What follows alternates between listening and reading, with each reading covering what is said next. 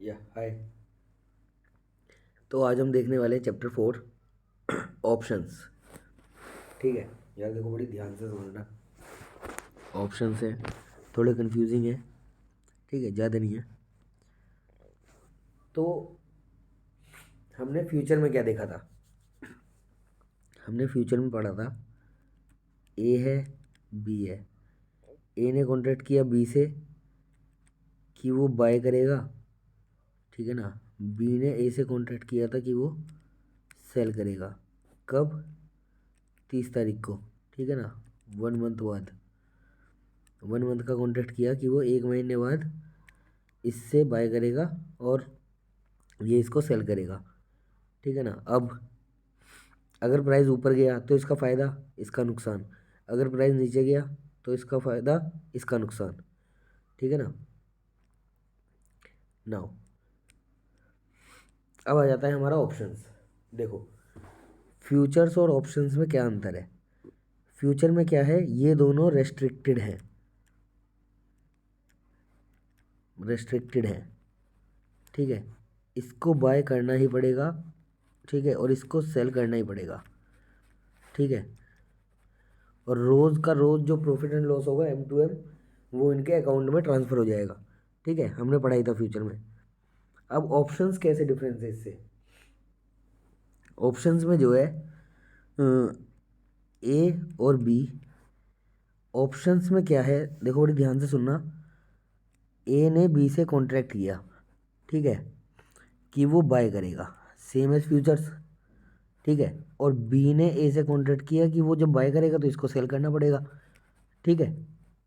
अब क्या होगा, ए ने बी से कॉन्ट्रैक्ट किया कि वो बाय करेगा, लेकिन इसमें अंतर क्या है, अब उसके पास आ गई चॉइस या ऑप्शन, ठीक है। क्या ऑप्शन है?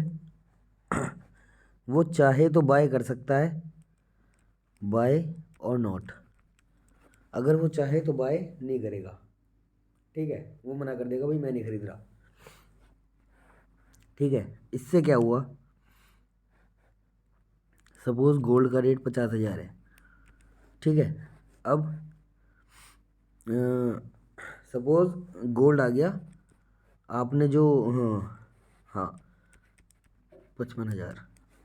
ए ने बी से कॉन्ट्रैक्ट किया कि वो 55,000 में 30 तारीख को, 30 अगस्त को सोना खरीदेगा, ठीक है। कितना सोना खरीदेगा? 1 किलो सोना खरीदेगा, ठीक है। क्या सौदा किया ए ने बी से कि वो 30 तारीख को, आज क्या तारीख है? 1 अगस्त, ठीक है। 30 अगस्त को 55,000 का 1 किलो सोना खरीदेगा 55,000 के रेट से, ठीक है। अब उसने क्या सौदा किया? ऑप्शन का सौदा किया। ऑप्शन का सौदा किया, इसका मतलब क्या हुआ कि ए ने बी से बोला कि भाई मैं तुझसे 55,000 का सोना खरीदूंगा, ठीक है, लेकिन अगर मैं चाहूँगा तो खरीदूंगा और मैं नहीं चाहूँगा तो नहीं खरीदूंगा, ठीक है। तो अब बताओ मुझे कि वो ए से बी के पास खरीदने कब जाएगा, ठीक है। अगर आज मार्केट में सोने का रेट 50,000 है, ठीक है, उसने 1 महीने बाद का सौदा किया कि वो 55,000 में खरीदेगा, ठीक है। 1 महीने बाद 55,000 में खरीदेगा, तो ध्यान से सोच के मेरे को बताना कि अगर प्राइस 55,000 से ऊपर चला गया 1 महीने बाद 60,000, ठीक है, तो वो उससे खरीदेगा या नहीं खरीदेगा 55,000 का? जाहिर सी बात है खरीदेगा, ठीक है। अब अगर वो उससे 55,000 का खरीदेगा, क्यों खरीदेगा? क्योंकि मार्केट में हो गया 60,000। क्या करेगा वो? अब बी के पास जाएगा, क्योंकि उसने तो उससे कॉन्ट्रैक्ट किया हुआ है, उसने बी से कॉन्ट्रैक्ट किया हुआ है कि वो 55,000 के रेट पे सोना खरीदेगा। क्या करेगा? अब बी के पास पहुंच जाएगा जब मार्केट में 60,000 हो गया रेट। हाँ भाई, 55,000 के रेट पे मैंने तो उससे सौदा किया था, ला 55,000 के रेट पे मेरे को सोना दे दे। 55,000 के रेट पे उससे 1 किलो सोना लेगा और क्या करेगा? मार्केट में जाके 60,000 पे बेच देगा, सेल, ठीक है। तो क्या हो गया उसका? 5,000 का प्रॉफिट, ठीक है। 5,000 का प्रॉफिट हो गया उसका।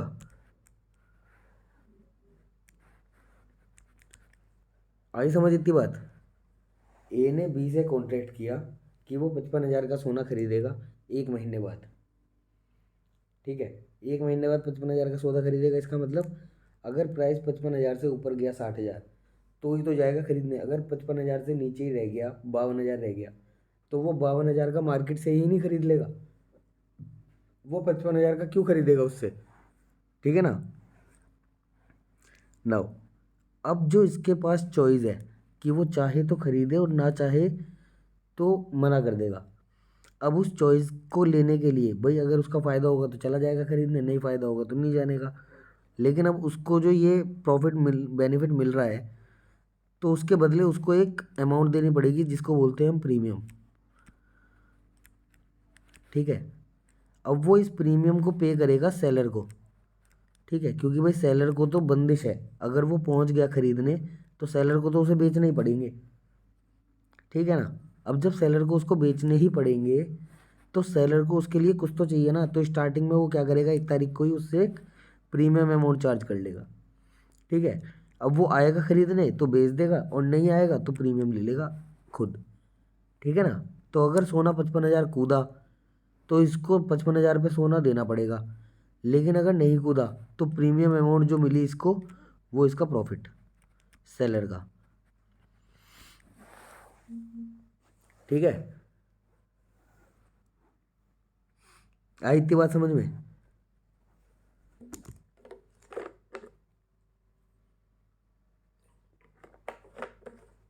नहीं आई तो वीडियो रिफाइंड करके देखना।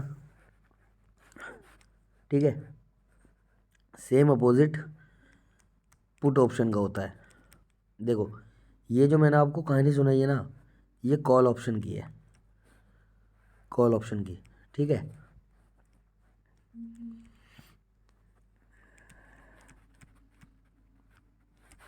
कॉल ऑप्शन की कहानी है ये। ठीक है, तो उसने क्या किया, 55,000 का 55,000 की कॉल बाय कर ली, कॉल बाय। ठीक है, 55,000 की कॉल बाय करी। कॉल बाय करने का उसने दिया एक प्रीमियम। ठीक है, कॉल बाय करने का उसने दिया एक प्रीमियम। वो प्रीमियम अमाउंट हो गई कॉल की वैल्यू, कॉल की वैल्यू। ठीक है, 1 किलो सोना खरीदने की बात हुई थी, ये हो गया आपका लॉट साइज। ठीक है ना। किस तारीख को खरीदने की बात हुई थी, 30 अगस्त को। ये सौदा कब का था, 30 अगस्त का। ये क्या हो गई आपकी एक्सपायरी डेट। ठीक है ना।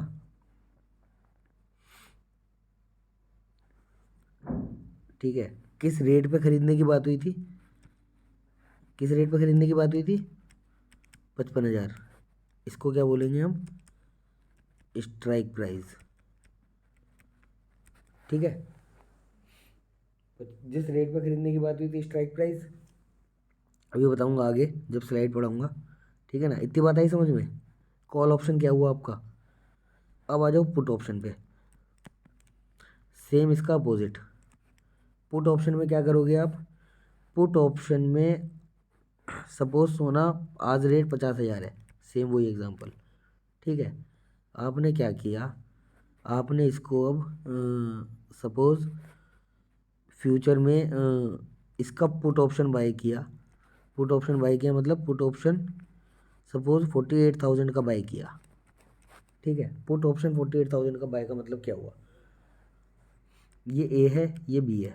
अब ए ने क्या किया, ए ने बी से कहा कि भाई मैं तुझे, आज सोना 50,000 चल रहा है, मैं तुझे 30 तारीख को, ठीक है ना, 1 किलो सोना 48,000 के रेट से बेचूंगा। ठीक है, क्या कहा उसने, ए ने बी से कि मैं तुझे 30 तारीख को 1 किलो सोना, आज रेट 50,000 है, लेकिन 30 तारीख को किस रेट से बेचेगा वो, 48,000 से। ठीक है ना। अब वो चाहेगा तो बेचेगा और नहीं चाहेगा तो नहीं बेचेगा। क्या है उसके पास, हक है ना, ऑप्शन है। तो इस ऑप्शन को लेने के लिए क्या क्या देगा वो, प्रीमियम। ठीक है, प्रीमियम दे दिया। अब सुनो, सॉरी, प्रीमियम दे दिया। अब वो बेचने कब जाएगा? सपोज मार्केट में सोने का रेट हो गया 30 तारीख को 45,000, ठीक है ना, 30 तारीख का रेट है। अब वो क्या करेगा, मार्केट में जाएगा, 45,000 का 1 किलो सोना ले आएगा। ठीक है, मार्केट में जाएगा, 45,000 का 1 किलो सोना ले आएगा। अब उस 1 किलो सोने को लेके कहाँ जाएगा? बी के पास। ठीक है ना, बी के पास जाएगा जिससे उसने 48,000 पे बेचने का सौदा करके आया था। ठीक है, 45,000 पे मार्केट से लेगा और 48,000 पे जाके बी को बेचाएगा। ठीक है, और बी को तो उससे खरीदना ही पड़ेगा क्योंकि बी ने उससे क्या लिया था? प्रीमियम। समझ रहे हो? ए ने उससे क्या किया था? सौदा किया था कि वो उसे इस तारीख को इतने रेट का बेचेगा। ठीक है ना, और बी ने उससे क्या किया? कॉन्ट्रैक्ट किया, उसको तो खरीदना पड़ेगा ही। ठीक है ना, अगर वो बेचने चला गया तो उसने क्या किया? मार्केट से 45,000 का सोना लिया और उसको 48,000 पे बेचने चला गया जिस पे उसने सौदा किया था उससे। ठीक है ना, तो बीच में उसका प्रॉफिट कितना हो गया? 3,000 रुपये। ठीक है ना, इतनी बात आई समझ में? This is called put option. Okay, now concept of option आया समझ में? देखो, option terminology, instrument type. Instrument type में क्या आ जाएगा? हमने अभी गोल्ड की बात की थी ना। ठीक है, तो इसमें इंस्ट्रूमेंट टाइप क्या हो गया? गोल्ड। अगर यही चीज़ हम रिलायंस पे करते, ठीक है, रिलायंस, सपोज रिलायंस के शेयर आपने सौदा किया, सपोज आज रेट रिलायंस का 1,000 रुपये चल रहा है और आपने रिलायंस का सौदा किया 1,200 पे बाई करने का। ठीक है, आपने 1,200 का कॉल ऑप्शन बाई किया। तो कॉल ऑप्शन बाई किया मतलब आप 1,200 पर रिलायंस बाई करोगे कब? सपोज 1 महीने बाद। सपोज 1 महीने बाद आप 1,200 पे, ठीक है, रिलायंस बाय करोगे।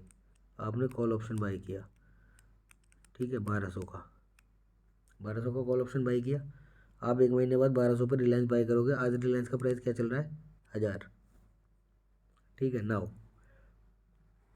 अब तो इसमें अंडरलाइंग एसेट क्या हो जाएगा? रिलायंस। ठीक है, यानी कि स्टॉक। Underlying asset Nifty. ठीक है, एक्सपायरी डेट जिस तारीख को आप खरीदने बेचने जाओगे, अभी बताया था। ठीक है, जैसे इसमें 1 मंथ का सौदा है, सपोज 30 तारीख का है। ठीक है, अच्छा, एक्सपायरी डेट क्या होती है? एक्सपायरी डेट जो होती है, last Thursday of every month. ठीक है, आखिरी गुरुवार जो होता है हर महीने का, उसको एक्सपायरी होती है। ठीक है ना, तो ठीक है, एक्सपायरी डेट क्या हो गई? उस महीने की आखिरी डेट, आखिरी थर्सडे। ठीक है ना, स्ट्राइक प्राइस जिस प्राइस पे खरीदने या बेचने का सौदा हुआ है। ठीक है ना, option type, call European, European और अमेरिकन।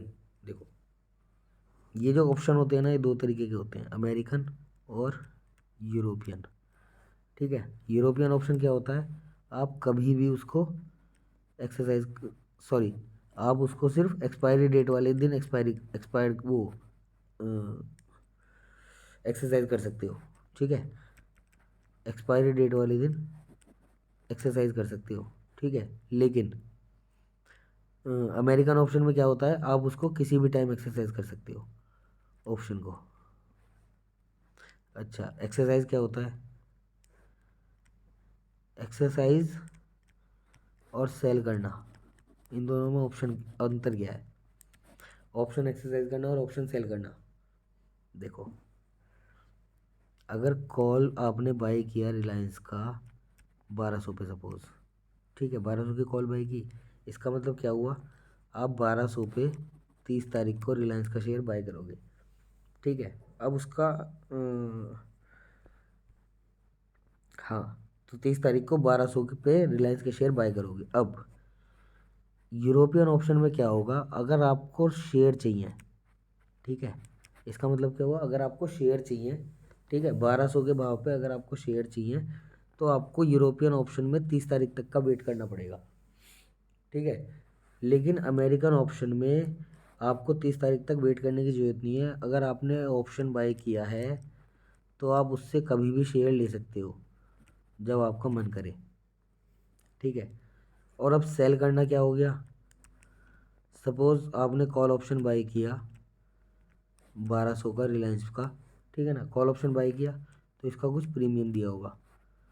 ठीक है, सपोज़ प्रीमियम दिया आपने इसका 12 रुपये। ठीक है, 12 रुपये प्रीमियम दिया। अब ये जो 12 रुपये आपने प्रीमियम दिया है, ठीक है, कॉल ऑप्शन बाय किया 12 रुपये प्रीमियम दिया। सपोज़ रिलायंस आज 1000 रुपये था जब आपने ये कॉल ऑप्शन बाय किया 12 रुपये पे, रिलायंस यहाँ से बढ़ के हुआ 1100।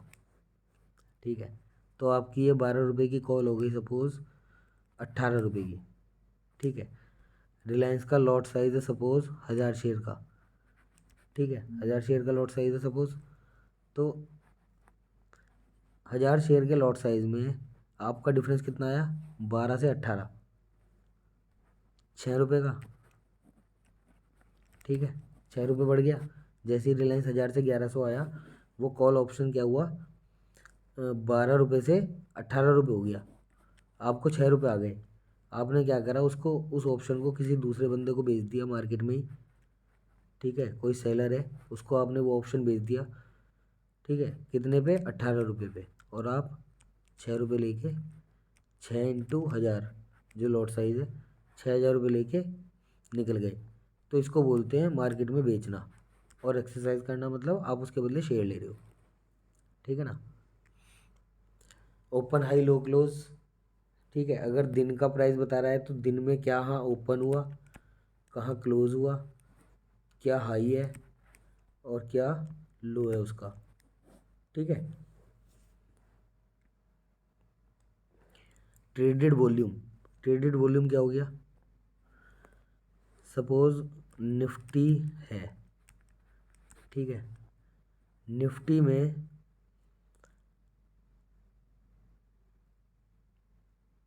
निफ्टी का लॉट साइज़ है 50। ठीक है, 50 लॉट साइज़ है। अब ना हो, अगर मान लो 50 का लॉट साइज़ है सपोज़, ये जो ट्रेडेड वॉल्यूम लिखे हैं ना, ट्रेडेड वॉल्यूम का मतलब क्या हुआ, इतने कॉन्ट्रैक्ट बाय सेल हुए। ठीक है ना, इतने कॉन्ट्रैक्ट मतलब इतने लॉट्स, इतने लॉट्स में बाय सेलिंग हुई है। कितने लॉट्स में बाय सेलिंग हुई है, 6,59,304। इतने लॉट्स आज मार्केट में बाय सेल हुए हैं। ठीक है, ये हो गया वॉल्यूम। देखो, वॉल्यूम और ओपन इंटरेस्ट मैंने शायद म्यूचुअल फंड वाली वीडियो में भी समझाया है। ठीक है ना, ए और बी है, ए ने बी से शेयर खरीदा, ठीक है, बाय, बी ने ए को शेयर बेचा, सेल। ठीक है, इसकी बाई की पोजीशन खड़ी है, इसकी सेल की पोजीशन खड़ी है। ठीक है, अब क्या होगा, इसमें क्या है, वॉल्यूम 1 हो गया, इसने बाय करा, इसने सेल किया, वॉल्यूम 1। इसकी बाई की पोजीशन खड़ी है, इसकी सेल की पोजीशन खड़ी है, open interest 1, volume 1, open interest 1। Now अब इसने बाय किया है तो इसको सेल करना पड़ेगा। ठीक है, इसने सेल किया है तो इसको बाय करना पड़ेगा। ठीक है, इसने बाय किया है, इसको सेल करना पड़ेगा, इसने सेल किया है, इसको बाय करना पड़ेगा। अब सपोज 2 दिन बाद इसका जो शेयर है ये इसने बेच दिया और इसने जो बेचा हुआ था वो इसने वापस से ख़रीद लिया। ठीक है, तो जो भी प्रॉफिट और लॉस हुआ वो इनके अकाउंट में चला गया। सपोज़ यहाँ पे इसने 1000 रुपये ख़रीदा था, इसने 1000 रुपये ख़रीदा था और इसने 1000 रुपये बेचा था। अब सपोज़ 1200 हो गया तो इसने 1200 पे बेच दिया तो 200 रुपये इसका प्रॉफिट हो गया। ठीक है, इसने 1200 पे ख़रीदा। ठीक है, 1200 पे ख़रीदा, 1000 रुपये बेच के, 1000 रुपये बेच के 1200 पे ख़रीदा, यानी कि 200 का लॉस। ठीक है ना, इसका 200 का लॉस हुआ, इसका 200 का प्रॉफिट हो गया। ठीक है, अब पोजीशन हो गई क्लोज, पोजीशन हो गई क्लोज तो वॉल्यूम क्या हुआ, वॉल्यूम हो गया 2, ओपन इंटरेस्ट क्या हुआ 0। वॉल्यूम होगा 2, ओपन इंटरेस्ट हो गया 0। ये डिफरेंस है वॉल्यूम और ओपन इंटरेस्ट में। ठीक है, हो गया clear? Now index option, Nifty के ऑप्शंस, ठीक है, निफ्टी के कॉल और put. Stock options, Reliance, ONGC, NTPC, किसी के भी उठा लो, किसी भी शेयर के call put. Buyer of an option बताया है, जो ऑप्शन बाय करता है सॉरी, जो ऑप्शन बाय करता है बायर ऑफ द ऑप्शन, जो ऑप्शन सेल करता है writer of an option. Writer of an option क्या हो जाएगा? जो ऑप्शन सेल करता है, ठीक है। फिर उसके बाद अमेरिकन ऑप्शन बताया है, यूरोपियन ऑप्शन बताया है। हमारे इंडिया में यूरोपियन ऑप्शन ट्रेड होते हैं, सिर्फ हम एक्सपायरी डेट वाले दिन एक्सपायर कर सकते हैं। ऑप्शन प्राइस या प्रीमियम, जो हमने प्रीमियम पे करा वो ऑप्शन प्राइस। लॉट साइज, कितनी क्वांटिटी हमें बाई करनी है मिनिमम।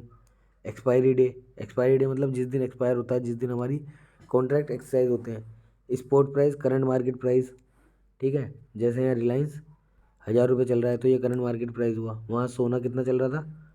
50,000, ठीक है ना, तो वो क्या हो गया? Spot price. स्ट्राइक प्राइस क्या हुआ? जिस प्राइस पे बाय करने का सौदा किया था उसने, 55,000 पे बाय करने का सौदा किया था ना, तो 55,000 हो गया हमारा स्ट्राइक प्राइस। नाउ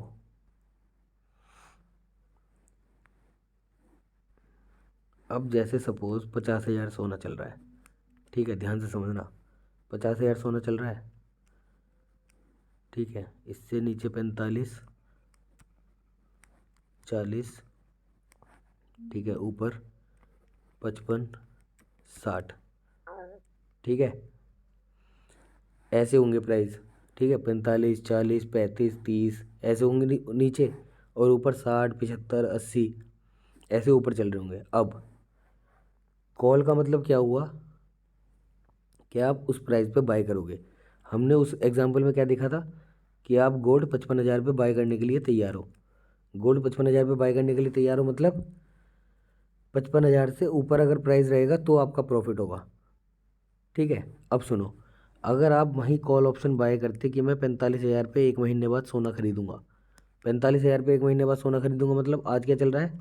50,000, तो 5,000 तो आप ऑलरेडी प्रॉफिट में हो, ठीक है ना। क्योंकि आपने अगर आज भी 45,000 पे सोना खरीद के और 50,000 पे बेच दिया तो 5,000 रुपये तो आज भी आपके प्रॉफिट के हैं। तो आपने 1 महीने बाद का सौदा किया है, ठीक है, कि मैं 45,000 पे खरीदूंगा, ठीक है। और अगर आज ही खरीद के बेच दो तो भी 5,000 प्रॉफिट है, तो ऑलरेडी 5,000 रुपये प्रॉफिट में हूँ। इस 55,000 वाली कॉल में कोई प्रॉफिट नहीं है, ठीक है। 60,000 वाली में नहीं है, लेकिन 45, 40, 35, 30 जितनी भी नीचे की होंगी 50,000 से, उन सब में कुछ ना कुछ प्रॉफिट होगा, ठीक है। तो जितनी भी प्रॉफिट वाली कॉल होंगी वो इन द मनी होंगी, ठीक है। और जितनी भी लॉस वाली कॉल होंगी वो आउट ऑफ द मनी होंगी। आ गया कॉन्सेप्ट समझ में? और जो प्रॉफिट और ना लॉस, जो एट द मनी इसके आसपास की जो होगी, ठीक है, जो स्पोर्ट के सबसे आसपास की कॉल होगी वो होगी एट द मनी, ठीक है। इन the money, eight the money, out of the money, ये हुई कॉल की बात। सेम ऐसी ही पुट की बात आ गई। पुट कौन सी फ़ायदे में होगी? कि मैं बेचूंगा। बेचूंगा मतलब अगर मैंने 1 महीने बाद सौदा करा कि मैं 55,000 पे बेचूंगा, अगर मैं 1 महीने बाद सौदा कर रहा हूँ 55,000 पे बेचूंगा, तो अगर मैं आज के आज भी 50,000 मार्केट से लेके और 55,000 पे उस बंदे को बेच दूँ तो 5,000 रुपये तो मैं आज भी प्रॉफिट में हूँ, ठीक है ना। तो इससे ऊपर की जितनी भी कॉल होंगी सारी इन द मनी होंगी, सॉरी पुट, इससे स्पोर्ट से जितनी भी ऊपर की होंगी सारी इन द मनी पुट, स्पोर्ट से जितनी भी नीचे की होंगी सारी out of the money put, ठीक है ना। और स्पोर्ट के बराबर की एट द मनी, ठीक है ना। तो लिख लो एक बार, कॉल में मतलब लिखना क्या, कॉल ऑप्शन में क्या होता है? If spot less than strike, ठीक है, that is in the money, okay. And spot greater than strike, that is out of the money, and spot equal to strike, that is at the money, ठीक है। इसका opposite put का होगा, ठीक है ना। Spot is greater than strike, okay, in the money, spot is less than strike out of the money, spot is equal to strike at the money, that is put, put ये put, ये call, ये call, ये call, ठीक है ना। Intrinsic value, intrinsic value क्या होती है, जो प्रीमियम चल रहा होता है, ठीक है ना। इंट्रिंसिक वैल्यू क्या होगी, देखो मैं बता रहा हूँ। जैसे 50,000 गोल्ड चल रहा है, ठीक है, आपने 45,000 की कॉल बाय करी, 45,000 की कॉल बाय करी मतलब 45,000 पे खरीदोगे, 45,000 पे खरीदोगे, इसका मतलब 45,000 पे खरीद के 50,000 का अगर आज ही बेच दो तो 5,000 रुपये प्रॉफिट में हो, ठीक है ना, 5,000 रुपये प्रॉफिट में हो। ये जो प्रॉफिट की वैल्यू है डेट इज़ इंट्रिंसिक वैल्यू, ठीक है। और ये इंट्रिंसिक वैल्यू किस में होगी, सिर्फ ये इंट्रिंसिक वैल्यू किस में होगी, सिर्फ इंट्रिंसिक वैल्यू प्रॉफिट की वैल्यू, ठीक है। प्रॉफिट की वैल्यू किस में होगी, सिर्फ इन द मनी ऑप्शंस में, ठीक है ना। इन द मनी ऑप्शंस में होगी सिर्फ प्रॉफिट की value, out of the money और at the money no intrinsic value, ठीक है। ऑप्शंस में एक तो इंट्रिंसिक वैल्यू होती है, एक होती है टाइम वैल्यू, ठीक है। अब जितना टाइम टू एक्सपायरेशन, ठीक है, टाइम वैल्यू किस पे डिपेंड करती है, टाइम टू एक्सपायरेशन। जैसे जैसे समय कम होता रहेगा टाइम, ठीक है, जैसे जैसे टाइम कम होता रहेगा, ठीक है, टाइम वैल्यू भी कम होती रहेगी, ठीक है। सपोज महीने के आखिरी में महीने के शुरुआत में अगर ऑप्शंस में टाइम वैल्यू 30 रुपये है तो एक्सपायरी तक आते आते ये ज़ीरो हो जाएगी, ठीक है ना। टाइम वैल्यू, ओपन इंटरेस्ट समझा दिया, एक्सरसाइज ऑफ ऑप्शंस, ठीक है, पे ऑफ चार्ट ऑफ ऑप्शंस, पे ऑफ चार्ट, यार देखो पे ऑफ चार्ट क्या ही बताऊँ तुम्हें, सुनो ध्यान से समझना। कॉल, ठीक है,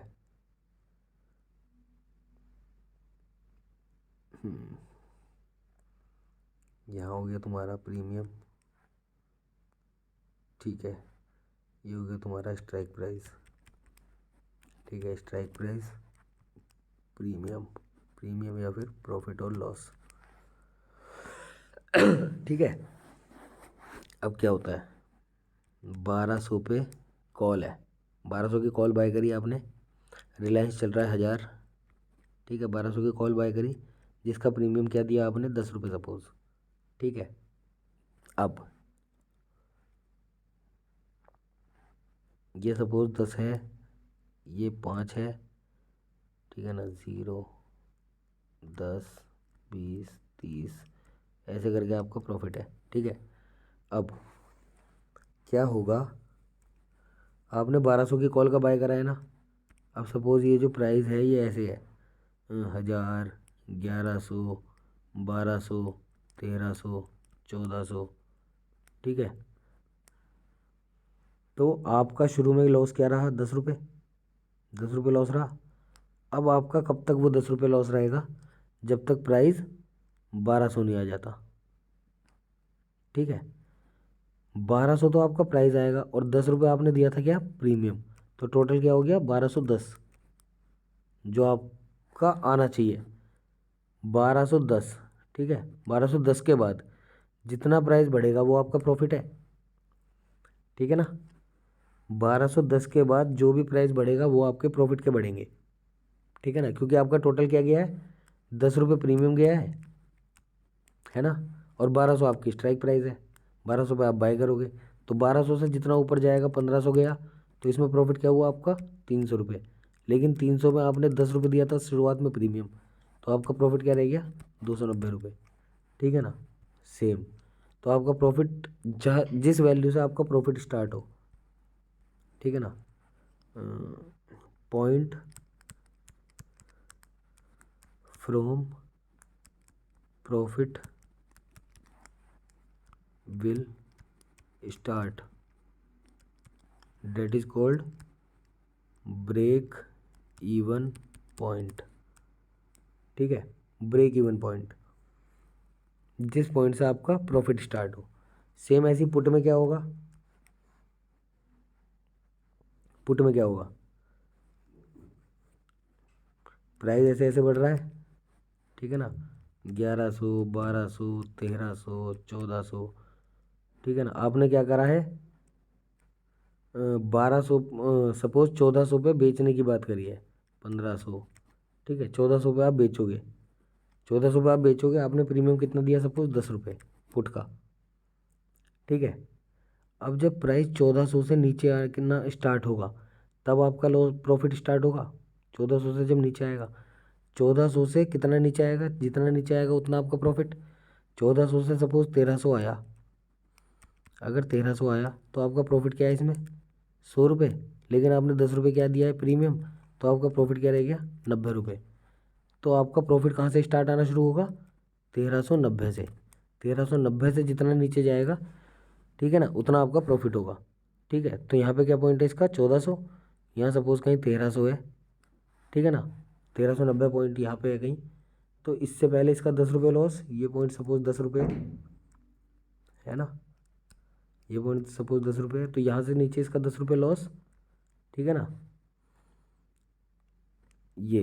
देन उसके बाद जैसे जैसे ये बढ़ता रहेगा, इससे ऊपर ये प्रॉफिट होता रहेगा, और यहाँ जहाँ 1390 से नीचे जाना शुरू हुआ, ये 1390 से प्राइस नीचे जाना शुरू हुआ, 1300, 1200, 1100, ठीक है ना, जैसे जैसे नीचे जाना शुरू हुआ इसका प्रॉफिट बढ़ना शुरू हो गया, ठीक है ना, 10, 20, 30, 40, ऐसे इसका प्रॉफिट बढ़ना शुरू हो गया। ये हो गया क्या, पुट का ग्राफ, ठीक है ना। लॉन्ग कॉल एग्जाम्पल दिया हुआ है पूरा, ये रहा लॉन्ग कॉल का ग्राफ, ठीक है, ये ऐसे जाएगा ना, आपका समझाया था, ठीक है। और ये पुट का ग्राफ, ठीक है ना, उसके बाद हो गया, सॉरी, ये पुट का ग्राफ हो गया, मैं कहूँ ना यार इन्होंने गलत बना रखा है, ये हो गया पुट का ग्राफ के यहाँ पे हमारा लॉस, उसके बाद हमारा ये प्रॉफिट शुरू हो गया इस ब्रेक इवन पॉइंट के बाद, ठीक है ना। ये किसका डायग्राम है, ये है शॉर्ट कॉल का। शॉर्ट कॉल मतलब जिसने कॉल बेची थी। अब देखो ध्यान से समझना, ए ने बी से सौदा करा, ए ने बाय का सौदा करा, वो चाहे तो बाय करेगा, वो चाहे तो नहीं करेगा, उस चीज़ के लिए उसने क्या दिया, 10 रुपये प्रीमियम।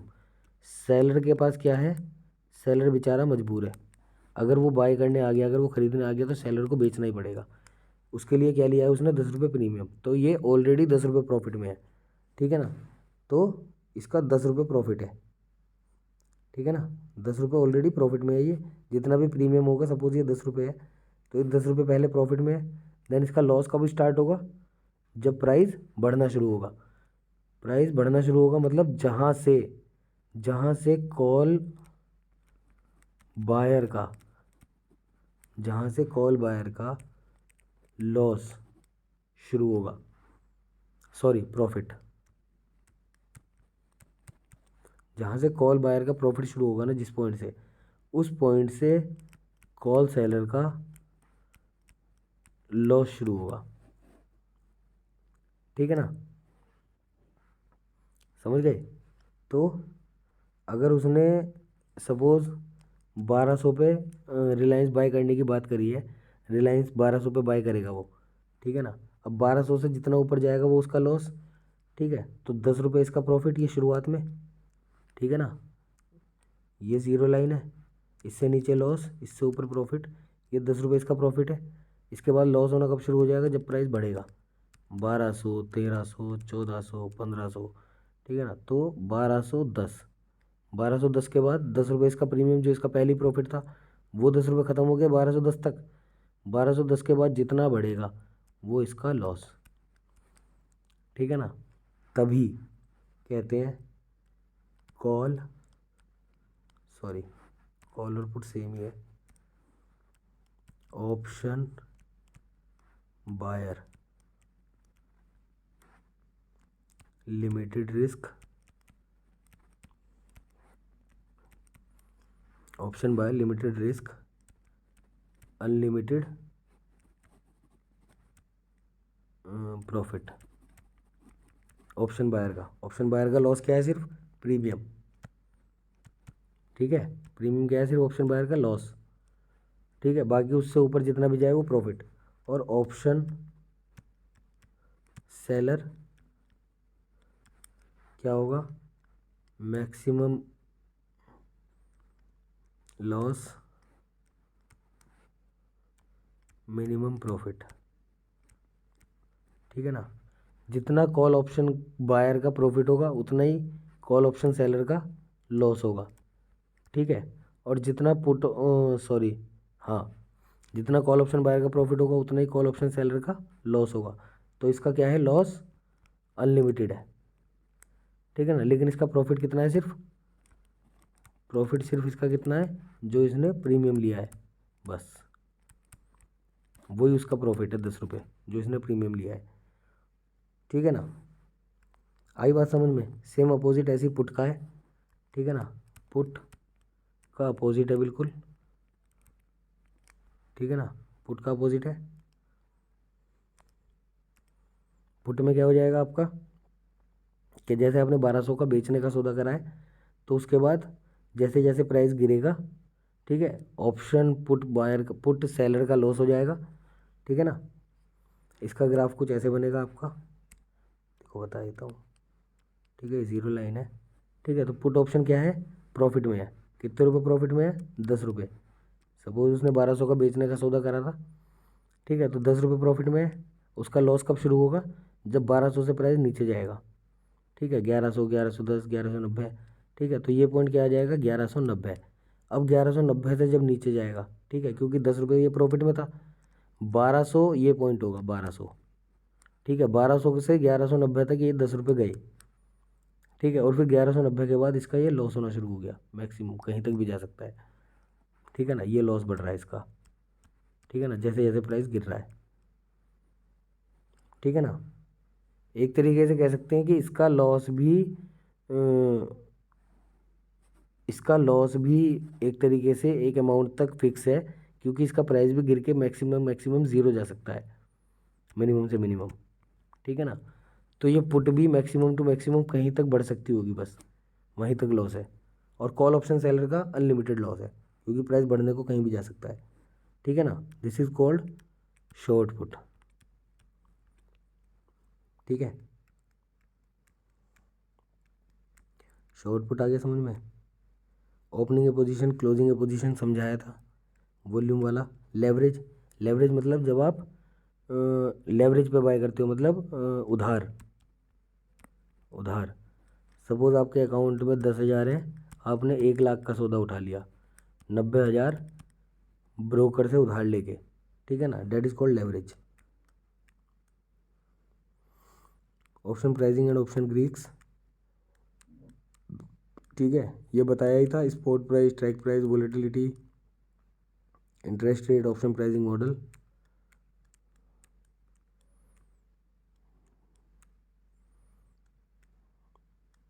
ऑप्शन प्राइसिंग, ठीक है ना, ऑप्शन ग्रीक्स। अब आ जाते हैं आपके ऑप्शन ग्रीक्स। ठीक है ना, ये बाकी seller of the call option दे रखा है, एग्जाम्पल पूरे पढ़ लेना, समझ में आ जाएगा। ठीक है, एनालिसिस ऑफ कॉल ऑप्शन। ठीक है, एनालिसिस ऑफ पुट ऑप्शन, ये कॉल और पुट ऑप्शन के वो दिए हुए हैं एनालिसिस, ये देख लेना, एग्जाम्पल दिए हुए हैं, समझ में आ जाएगा एग्जाम्पल। अब आपका रह जाता है ग्रीक्स। ठीक है, ग्रीक्स बता देते हैं। देखो छोड़ो इसे, ग्रीक्स। ठीक है ना, नई स्लाइड पे बताते हैं। ग्रीक्स, ग्रीक्स क्या होता है? ग्रीक्स हमारे होते हैं 5: डेल्टा, गामा, थीटा, वेगा, रो। ठीक है। अब कौन कौन से होते हैं? डेल्टा, गामा, थीटा, वेगा, रो। डेल्टा, डेल्टा क्या होता है? सबसे पहला हमारा डेल्टा समझो कि सपोज रिलायंस है, स्पॉट चल रहा है उसका 1000, ठीक है। रिलायंस की 1100 की कॉल है, ठीक है। रिलायंस की 1100 की कॉल है जिसका प्रीमियम चल रहा है 10 रुपये, ठीक है ना। रिलायंस की 1100 की कॉल, यूरोपियन कॉल, जिसका प्रीमियम 10 रुपये चल रहा है, 10 रुपये प्रीमियम चल रहा है, ठीक है। अब इसका डेल्टा सपोज कितना है? 0.5, ठीक है। ये सपोज 0.3 है, ठीक है। इसका डेल्टा कितना है? सपोज 0.3, ठीक है। तो डेल्टा हमारा 0.3 क्या बताता है? अगर रिलायंस 1000 से 1001 हुआ, 1 रुपया बढ़ा, ठीक है, तो हमारा प्रीमियम कितना हो जाएगा? 10 रुपये से 10.3, ठीक है ना। कितना बढ़ेगा? 0.3 पैसे, समझ रहे हो। अगर हमारा रिलायंस 1 रुपये से बढ़ा तो हमारा रिलायंस का कॉल ऑप्शन का प्रीमियम कितने रुपए से बढ़ेगा, वो क्या बताता है? हमारा डेल्टा, ठीक है। आई बात समझ में? ये होता है हमारा डेल्टा, ठीक है। अगर डेल्टा देखो, कॉल का डेल्टा होगा पॉजिटिव और पुट का डेल्टा होगा नेगेटिव। क्यों? देखो, कॉल का प्राइस कब बढ़ता है? कॉल का प्रीमियम बढ़ेगा जब प्राइस बढ़ेगा, ठीक है। लेकिन पुट का प्रीमियम बढ़ेगा जब प्राइस गिरेगा, ठीक है ना। पुट का प्रीमियम कब बढ़ेगा? जब प्राइस गिरेगा, ठीक है। तो पुट का डेल्टा क्या हो जाएगा? सपोज 1200 की पुट का डेल्टा कितना हो गया? -0.5, ठीक है। -0.5 पुट का डेल्टा हो गया। तो -0.5 का मतलब क्या हुआ? अगर रिलायंस, ठीक है, और प्रीमियम क्या हुआ पुट की डेल्टा का? सपोज 10 रुपये है, पुट की डेल्टा का प्रीमियम क्या हुआ? 10 रुपये। अब सपोज रिलायंस 1200 से, सॉरी, अगर रिलायंस का प्राइस क्या चल रहा है? 1000, ठीक है। 1000 से 1001 हुआ, ठीक है। अब भी बढ़ने पे ही बता रहा है ये सिर्फ। तो अगर रिलायंस का प्राइस 1000 से 1 हुआ तो पुट का प्राइस क्या हो जाएगा? 10 से हो जाएगा 9 पॉइंट, क्या है प्रीमियम? 0.5 है ना, 0.5 डेल्टा। अगर इसका डेल्टा हो गया -0.5, पुट का डेल्टा 1200 की पुट का डेल्टा, 1200 की स्ट्राइक प्राइस की पुट का डेल्टा 0.5 है, जिसका प्रीमियम 10 रुपये है, ठीक है। तो क्या हो जाएगा? अगर रिलायंस का प्राइस 1000 से 1001 हुआ तो रिलायंस की पुट का प्रीमियम क्या हो जाएगा? 10 से 9.5, ठीक है। तो पुट का डेल्टा नेगेटिव में क्या बताता है आपको? कि अगर मार्केट का प्राइस 1 रुपये से बढ़ेगा तो पुट का प्रीमियम इतने से गिरेगा, ये मतलब होता है नेगेटिव का। और अगर रिलायंस का प्राइस यहाँ से 1000 से गिर के 999 हुआ, ठीक है, 1 रुपया गिरा, तो इस पुट का प्रीमियम क्या हो जाएगा? 10 से 10.5, तो इसका 0.5 बढ़ जाएगा, ठीक है ना। ये आपका बताता है डेल्टा। अब आ जाओ गामा। सपोज गामा है रिलायंस का ही, वही एग्जांपल, उसी का डेल्टा था हमारा 0.5 पुट का डेल्टा। अब सपोज गामा है इसका 0.02, ठीक है। गामा क्या है इसका? 0.02, किसका? रिलायंस की 1200 की कॉल का, 1200 की कॉल का गामा है 0.2। तो ये क्या बताएगा हमें?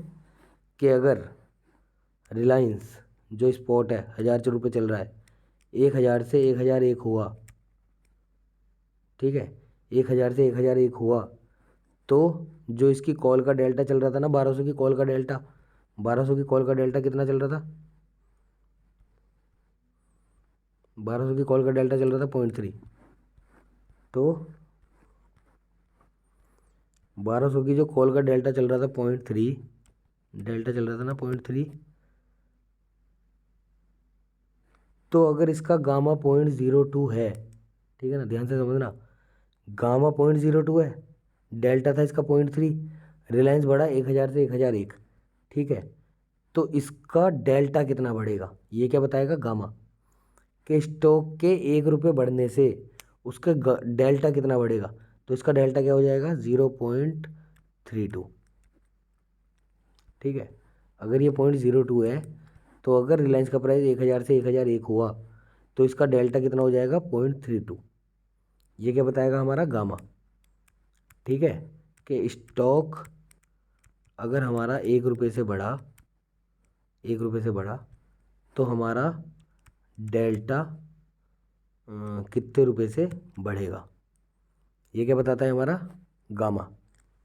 ठीक है, ये दोनों का पॉजिटिव होता है, कॉल का भी पॉजिटिव, पुट का भी पॉजिटिव, दोनों का पॉजिटिव होगा गामा। ठीक है ना, क्योंकि अगर क्या कहते हैं, मार्केट उसी रेस्पेक्ट में बढ़ी तो उन दोनों का गामा बढ़ेगा।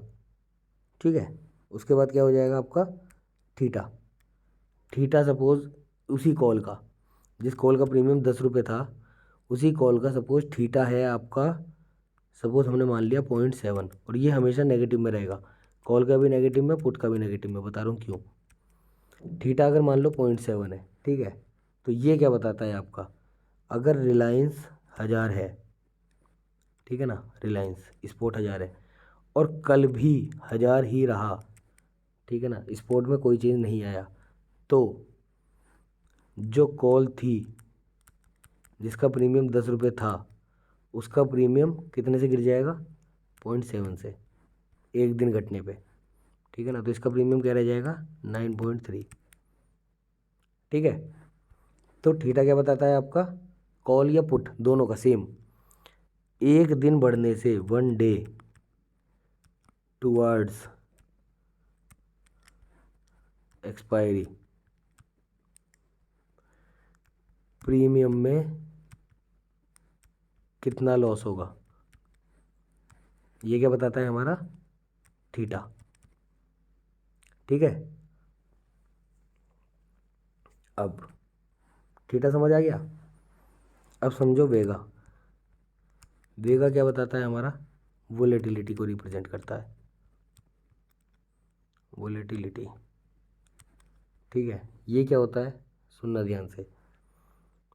अगर रिलायंस की जैसे कॉल है, वही 1200 की सेम, वही एग्जांपल ले रहा हूँ, कॉल है जिसका प्रीमियम 10 रुपये चल रहा है, ठीक है, अगर स्पॉट 1000 का 1000 रहा, ठीक है, सेम, तो अगर वोलेटिलिटी, अगर इसका वेगा है, इसी कॉल का जो वेगा है, ऑप्शन के 4 ये 5 होते हैं, डेल्टा गामा थीटा वेगा रो, 5 ग्रीक्स दिखाई देंगे तुम्हें। ठीक है, डेल्टा का मतलब बता दिया, गामा का मतलब बता दिया, थीटा का मतलब बता दिया। अगर इसका वेगा सपोज है कितना,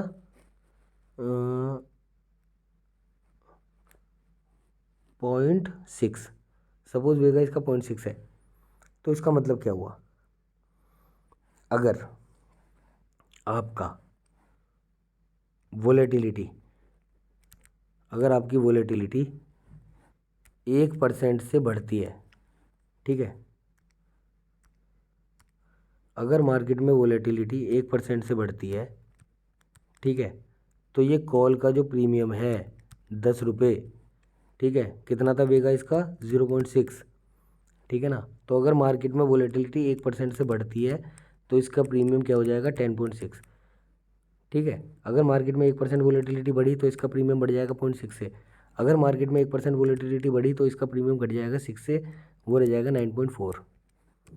ठीक है ना, 1% अगर घटी तो इसका प्रीमियम क्या रह जाएगा, 9.4। ठीक है, तो वेगा क्या बताता है आपका, वेगा वोलेटिलिटी अगर 1% बढ़ी, ठीक है, तो ऑप्शन प्रीमियम पे कितना डिफरेंस, कितना फ़र्क आएगा, ठीक है ना, कितने रुपए बढ़ेंगे या घटेंगे, ये क्या बताता है आपका वेगा। ठीक है, डेल्टा गामा थीटा वेगा। अब आ गया रो, ये ऑप्शन प्राइस पे इतना फ़र्क नहीं डालता, क्योंकि क्योंकि ये डिफेक्ट करता है इंटरेस्ट रेट से। ठीक है ना, जो आरबीआई हर महीने रेपो रेट लाता है। ठीक है, तो अगर इंटरेस्ट रेट बढ़ते हैं, ठीक है ना, इंटरेस्ट रेट बढ़ाता है आरबीआई, तो कॉल का प्राइस बढ़ेगा, पुट का प्राइस गिरेगा। डिटेल में जाऊंगा, बहुत वो लग जाएगा टाइम, ठीक है ना। बस मोटा मोटा समझो, अगर इंटरेस्ट रेट बढ़ा तो कॉल बढ़ेगा, पुट गिरेगा।